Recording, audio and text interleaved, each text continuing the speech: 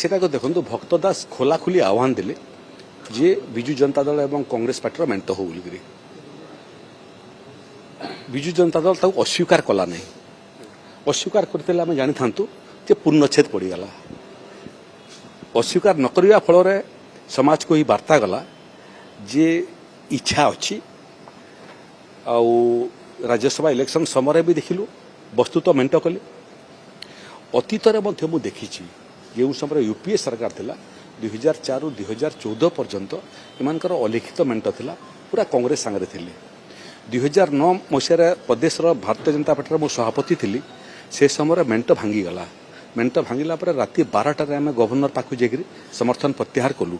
ଏବଂ ଦାବି କଲୁ ଯେ ତୁରନ୍ତ ବିଧାନସଭା ଅଧିବେଶନ ଡକାଯାଉ ଏବଂ ନବୀନ ବାବୁକୁ ତାଙ୍କର ସଂଖ୍ୟାଗରିଷ୍ଠତା ପ୍ରତିପାଦିତ କରିବା ପାଇଁ ସୁଯୋଗ ଦିଆଯାଉ ଗଭର୍ଣ୍ଣର ମଧ୍ୟ ବିଧାନସଭା ଡାକିବା ପାଇଁ ଏବଂ ନିଜର ସଂଖ୍ୟାଗରିଷ୍ଠତା ପ୍ରମାଣିତ କରିବା ପାଇଁ ନିର୍ଦ୍ଦେଶ ଦେଲେ ସେ ସମୟରେ ଯେତେବେଳେ ସଂଖ୍ୟା ଗରିଷ୍ଠତା ହରାଇ ସାରିଥିଲେ ସେମାନେ କିନ୍ତୁ କଂଗ୍ରେସ ସେ ସମୟରେ ଆସିଲା ଆଉ ସମର୍ଥନ କଲା ଆଉ କହିଲା ଯେ ଆମେ ଭୋଟରେ ଅଂଶଗ୍ରହଣ କରିବୁ ନାହିଁ ଏବଂ ବସ୍ତୁତ କଂଗ୍ରେସ ବିଜୁ ଜନତା ଦଳ ସରକାରକୁ ବଞ୍ଚେଇ ଦେଲା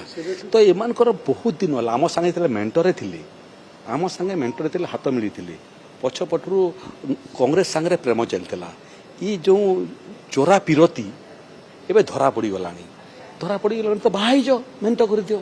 ଚୋରା ପିରତି ଭଲ ନୁହଁ ଇଏ ପରାମର୍ଶ ମୁଁ ବିଜୁ ଜନତା ଦଳକୁ ଦେବି ଏ ଚୋରା ପିରତି କରନ୍ତୁ ନାହିଁ ସମାଜରେ ଚୋରା ପିରତି ଭଲ ଜିନିଷ ନୁହଁ ବାହା ହେଇଯାଆନ୍ତୁ ମେଣ୍ଟ କରିଦିଅ